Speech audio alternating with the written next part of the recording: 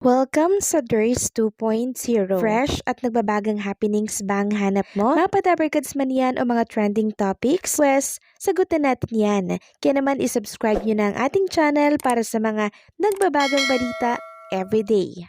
So ayan, welcome back again sa ating YouTube channel mga Kadabarkads. And for today's video, ang pag-uusapan natin ay tungkol sa mga importanteng ganap sa loob at sa labas ng Itbulaga. At unahin na nga nating pag-usapan mga Kadabarkads ang tungkol dito sa kaganapan sa ating mga SQ na lumabas po ng bansa. So tama po, nasa South Korea nga sila, SQ Jean, Sam, and syempre si SQ Eunice. So parang hindi po kasama sa SQ KZ and si SQ Ann. Pero ganun pa man, enjoy na enjoy po ang ating mga SQ dito po sa South Korea. Trinay nga nilang suotin or inexperience nilang suotin mga Kadabarkads yung kasuotan ng mga Koreana. And talaga namang bagay na bagay po kay SQ Jean, Sam, and syempre Eunice. So nakakatuwa lang dahil kahit na nasa labas sila ng Itbulaga, 'di ba? Nakakapag-bonding sila. To the highest level na talaga yung friendship ng ating mga singing queens. Samantalang ano itong dapat nating abangan dito po sa TV5 mga Kadabarkads. So meron pong bagong programa ang TV5 na ipapalabas soon. May bago na naman tayong aabangan. Sabi nga dito may darating na kaakit-akit, bibigay or kakalma. Alam niyo mga Kadabarkads, simula po nang lumipat ang Itbulaga dito sa TV5, ang dami na pong sumusubaybay sa mga programa po ng Kapatid Network. Kung baga naging tulay or naging susi po ang mga Dabarkads natin para mas lalong makilala ang Kapatid Network. Kasi marami po talagang naglipatan na mga televiewers from Big Network simula nang lumipat din ang Tito Vic and Joey. Samantalang since marami po nakakamiss kay Alden Richards sa makita po dito sa Itbulaga, nagtrending po at pinag-uusapan etong statement ni Alden Richards na kung saan namimiss po ni Alden ang mga Dabarkads natin, lalo na daw si Kuya Jose, Wally, Viola at ang iba pang mga Dabarkads. Sabi niya, syempre masaya ang tagal ko ring di nagawa ito. Tsaka nakakamiss talaga lalo na si Kuya Wally, Kuya Jose. Naiiyak daw po siya mga Kadabarkads noong pumasok siya sa dressing room tapos niyakap daw itong mga Dabarkads natin. Medyo matagal din daw siyang nawala talaga dito sa Itbulaga. At nararamdaman daw po niya yung tagal ng panahon. I'm sure alam nyo mga Kadabarkads, itong si Alden, gustong-gusto po niyan tumapak dito sa Itbulaga Studio. Kaso yung halang, meron po siyang kontrata dito po sa, alam nyo na po yon sa malaking network. Kaya kahit gustuhin man niya, hindi po pwede. 'Di ba? Nakikiusap nga si Alden Richards dati, 'di ba? Na sana payagan daw siya nung magpo-promote ata nung project niya kasama po si Sharon Cuneta, so hindi ata pinayagan.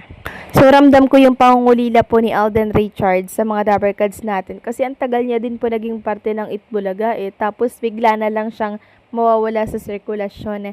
'Di ba? So sinong hindi makakamiss sa mga Dabarkads natin? So ngayon paminsan-minsan na lamang po niya nakakasama ang mga Itbulaga host. Pag meron po mga importanteng event, nagkakasama sila, 'di ba? Katulad nung kasal po ni Jose Manalo, 'di ba? Andun po si Alden Richards. Yun lang po yun mga Kadabarkads. Tapos yung kakatapos lamang po na 53rd Entertainment Awards, no? Yun, nagkita rin sila ni Bossing Vic Soto doon for sure.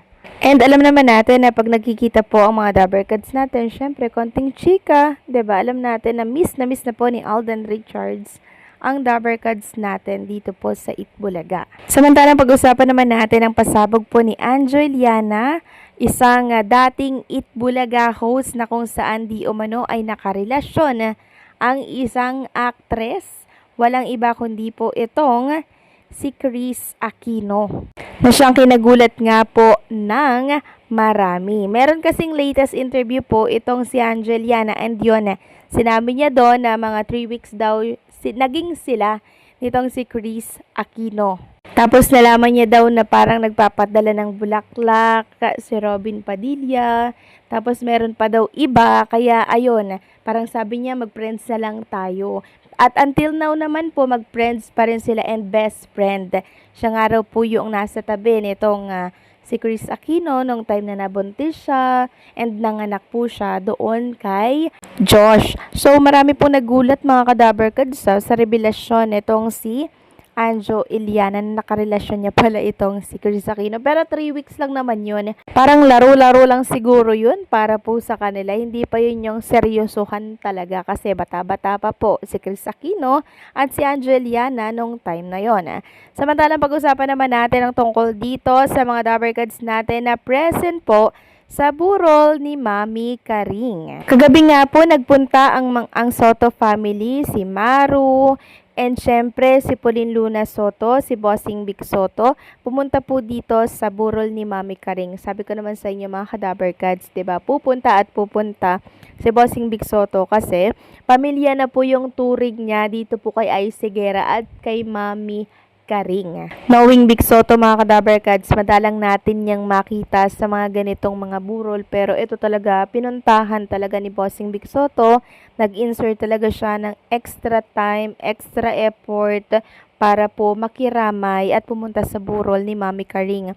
Nakita ko nga po yung pagyakap ni Ay Sigera kay Bossing Big Soto and syempre dito po kay Ma'am Pauline Luna Soto. Talagang mapipil mo doon yung mga yakap nila na talagang, alam niyo yun, yung kalungkutan po nitong si Ay Sigera. Siyempre, sobrang sakit nun mga Kadabarkads, diba, na mawalan po ng mahal sa buhay. And itong si Mami Karing, napalapit na rin po yan kay Bossing Big Soto sa tagal ba naman po, diba, na naging Dabarkads nitong si Ay Sigera. Si Mami Karing kasi, pag si Ay Sigera nasa Itbulaga, nandun din po si Mami Karing.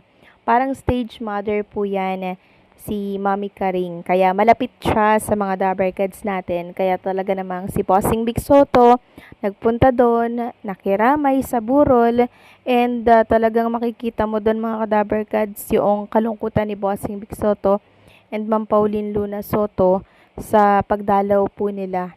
And sabi nga po sa video na to mga Kadabarkads, nung andun daw po si Bossing Big Soto sa burol, talagang nilalapitan daw po ng mga bata si Bossing Big Soto, nagpapapicture, yumayakap. So talagang pag si Bossing Big Soto andyan, yung mga bata talaga mga Kadabarkads, ang lalapit kay Bossing Big Soto. Siguro ito yung signature ng Itbulaga na hanggat may bata, merong Itbulaga. So ang Itbulaga, pangbata po talaga yan. Kaya kilala si Bossing Big Soto ng mga bagets natin. Kaya hanggat sa burol mga Kadabarkads, ando doon pa rin talaga yung paghanga ng mga bagets na nakakita po kay Bossing Big Soto. So maraming salamat kay Bossing Big sa pamilya Soto po dahil talaga namang nagpunta po sila dito. So muli nakikiramay po kami sa pagpanaw ni Mami Karing. So paano mga Kadabarkads, hanggang dito na lamang po ang update natin. Maraming salamat sa patuloy na pagsuporta.